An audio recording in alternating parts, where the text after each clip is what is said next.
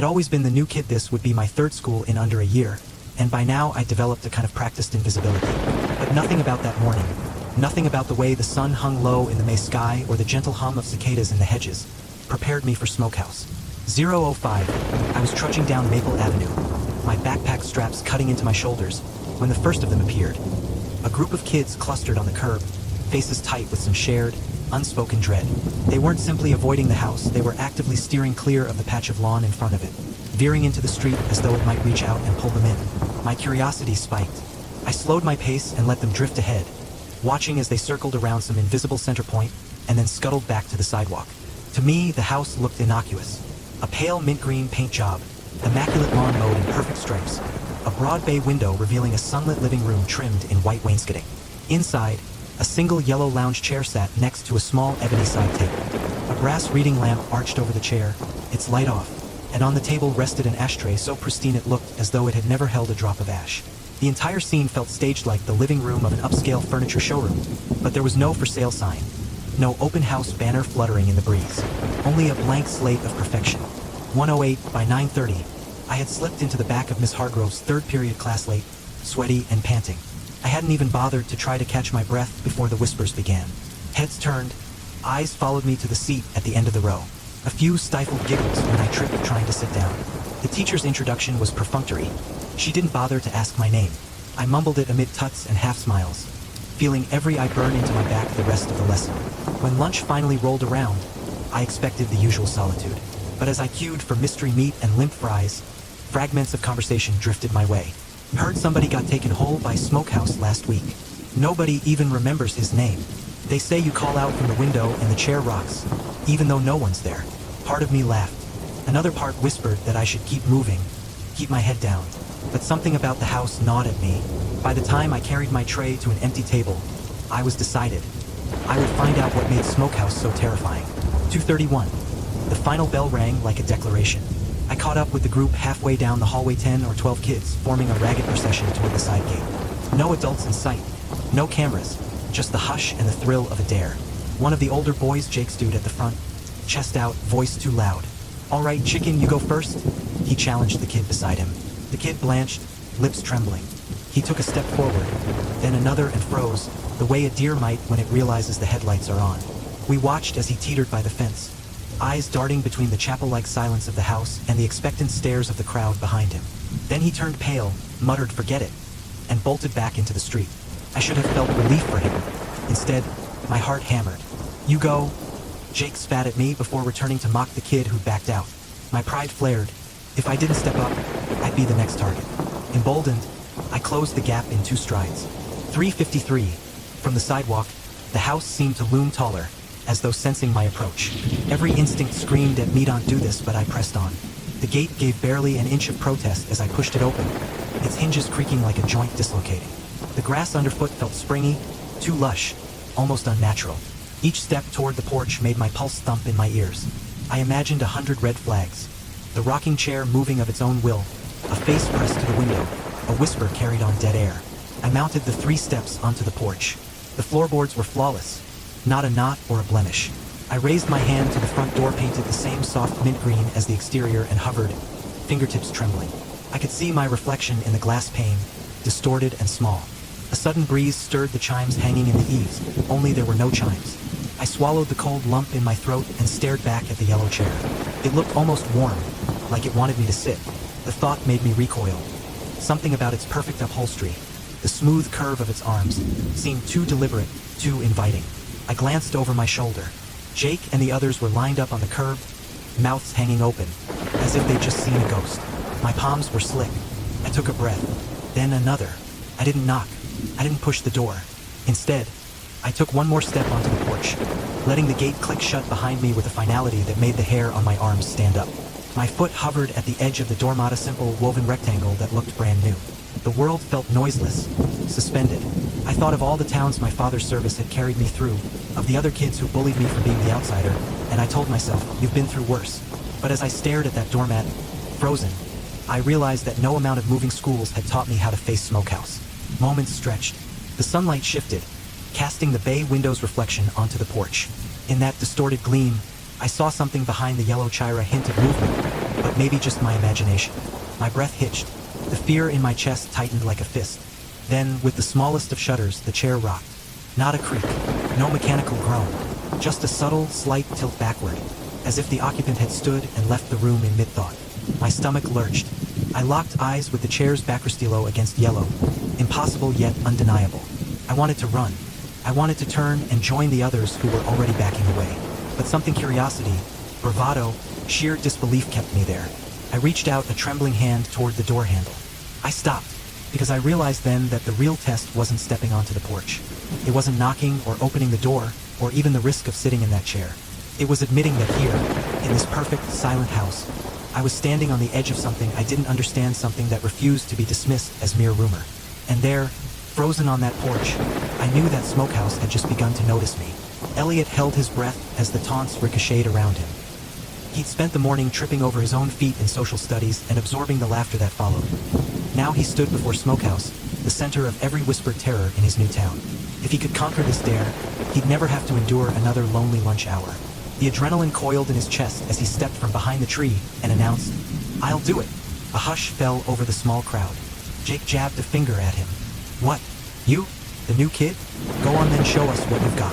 Elliot squared his shoulders. "I said I'll do it. It doesn't look so scary." He tried for casual confidence, but his voice wavered. "Fine," Jake shrugged. "Then prove it. Go sit in that yellow chair in the window. If you're so tough." Laughter rippled through the onlookers. Elliot gritted his teeth and glanced back at the window's glare. The yellow chair gleamed like a beacon, waiting. He advanced onto the grass. At first, the lawn felt normal soft under his sneakers, marbled with patches of late spring clover. But as he neared the porch, subtle shifts troubled his eyes. The paint on the door, once a smooth mint green, was blistered at the edges. The bay window's glass, once crystal clear, wore a blanket of grime, as though someone inside had exhaled clouds of dust. "See?" he heard himself say, louder than he intended. "It's already falling apart." You all but a tremor seized his voice, and he shook his head. "No, I'm not chicken." He swallowed hard, advanced another step, and felt the world tilt. Behind him, Jake jeered. "What's the matter? Chicken? Scared already?" Elliot's face flamed. He refused to turn back. On the top step, his palm brushed the doorknob. Felt cold, metallic, slick with dew or something darker. He paused, inhaled, and tried to steady his pounding heart. The other kids stood 20 feet away, forming a semicircle of hushed excitement and fear. He could almost see their breaths in the spring air. He tugged the door open. It swung inward with a surprised creak, revealing a narrow foyer so bright it hurt his eyes. Walls painted sterile white, floorboards pale oak, and a single, tall mirror against the far wall reflecting a second doorway beyond. He stepped inside, the door closing behind him with a solid click. Immediately, the world convulsed. The taste of blood filled his mouth, not real blood. He told himself, just adrenaline but metallic and heavy. Footsteps that weren't his echoed softly, though he stood alone. He blinked twice, and the room stretched. The mirror melted into the wall. The ceiling rose. Panic fluttered in his chest. He turned to flee, but the foyer had dissolved into a blank white corridor. No door, no window, only four seamless walls pressing inward. He stabbed at the walls with trembling fingers, his palms sliding against waxy paint. Whispers slithered in his ears, too faint to understand, but the timbre was hungry. The taste in his mouth sharpened to acid. He gagged, stumbled forward, and the floor gave way. He fell, not with weight but as though sucked, into darkness, then into a chamber lit by a sickly yellow glow. The walls here were crumbling plaster, tinted ochre. The air reeked of charred wood and sour smoke. In the center, the yellow lounge chair sat under a lone, swaying bulb. The ashtray on the side table was full, though earlier that morning it had been pristine. A curl of black smoke drifted above it, spiraling like a serpent. Elliot froze at the threshold. Every instinct screamed to flee, but the corridor had vanished. The door he'd entered through had turned to a cracked wall. His breath came in ragged bursts. He wanted to choke out a scream, but the chair drew him forward with magnetic insistence. Up close, he saw shapes twisting in the smoke above the ashtray. Faces contorted in dread, mouths open in silent cries. He staggered back, but his foot caught on a frayed rug, sending him sprawling beside the chair. The brass lamp flickered, casting grotesque shadows that danced along the crumbling plaster. A low rumble vibrated through the floor. The chair rocked forward, then back, carving a slow arc. Elliot scrambled upright. "No stop!" His voice cracked. Then the smoke descended, tendrils snaking toward him like living vines. They coiled around his ankles, crept up his legs, wrapping him in a freezing embrace. He thrashed, tore at the smoke, but it was inside him seeping through every pore. His vision tunneled, colors drained away until the world was monochrome, save for that chair's sickly yellow glow. Pain exploded behind his eyes. He clutched his head, knees buckling. Whispers converged into a single command. Come, sit, stay. It wasn't a threat. It was an invitation, one he could not refuse. His legs moved of their own accord. He approached the chair, every nerve aflame with terror and compulsion. He hesitated at the edge of its perfect upholstery. An eternity passed in that instant. Then he lowered himself, feeling the cushion give beneath him, as though welcoming a long-awaited guest. Silence swallowed him. The smoke vanished. The walls ceased their trembling. And in that stillness, Elliot understood. Smokehouse was not just a place. It was a hung-era sentient hunger that had claimed him as prey. Somewhere beyond the plaster, the world waited. But the house would not let him go. Not yet. Not ever. Elliot's scream echoed off the featureless walls. Knowledge me out. Do you like the taste? Who are you? His words felt hollow, swallowed by the house's silence. Every frantic turn revealed a new horror. A kitchen engulfed in white-hot flames where he saw himself burning alive. A bathroom suffocating in acrid smoke, where his reflection in the mirror was a nightmarish corpse skin cracking like old pavement.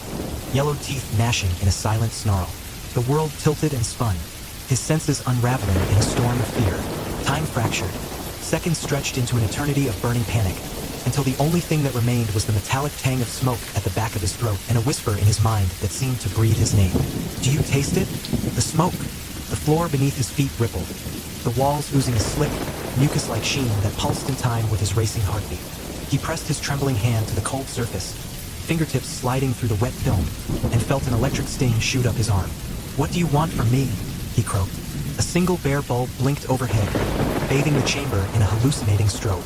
The walls peeled away, revealing a fleshy tunnel of inflamed tissue, red and pulsating, as if he'd been swallowed into a monstrous corporeal cavity.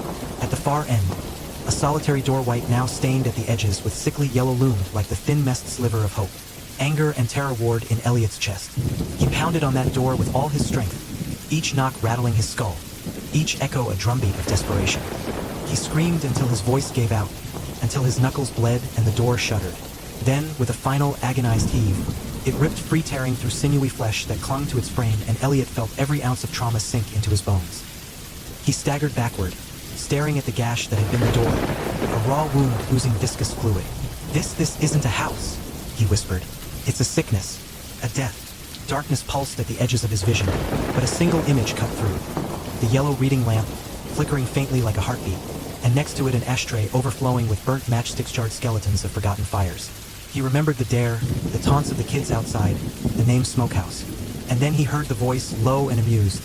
I like to watch them burn. I like the taste. Do you? He turned slowly. There, drifting in the haze, was a shape smoke given form, its edges fraying into the air like drifting embers. The phantom's grin was a void rimmed with ash. Took you long enough, Eddie? It rasped, though his name should have been Elliot. What are you waiting for? An invitation? Take a seat. Beyond its billowing figure, Elliot could glimpse the world he'd left behind. Through a warped bay window, he saw the sunny street, his tormentor still jostling on the curb, laughing at the empty porch where he had stood. They looked up now, craning their necks, but their eyes never sank past the glass. They could not see the inferno that had devoured him. Compulsion seized him. He approached the yellow lounge chair, its upholstery stained and threadbare as if decades of victims had lain there before him. His body moved of its own accord, limbs heavy with dread. He hesitated at the edge of the cushion, the smoke wraith's gaze boring into him. The room fell silent, the flame in the lamp steady. And then, with a resigned slump of his shoulders, Elliot sat. The moment his weight settled, the door behind him vanished, replaced by a solid wall that pulsed in time with his heartbeat. The lamp's light dimmed to a single flicker, and the ashtray's smoke rose in delicate spirals, forming faces that twisted in silent agony. In that hushed eternity, he felt the chair's embrace, warm and welcoming as though he'd always belonged. Beyond the glass, the jerks outside burst into uproarious laughter, unaware that their laughter would soon be snuffed out. Elliot watched them, detached and distant, their shapes smearing into silhouettes of soot. His own hands lay limp in his lap. He barely recognized the yellowed nails, the skin taut and cracked. A whisper curled around his ears. Share my taste. A cold pleasure bloomed in his chest, a hollow triumph that extinguished the last spark of fear. He leaned back, letting the chair rock itself, rocking him into a new existence. The smokehouse had claimed him, and in that dark room where walls bled and shadows danced, Elliot became another ember flickering in its endless hunger.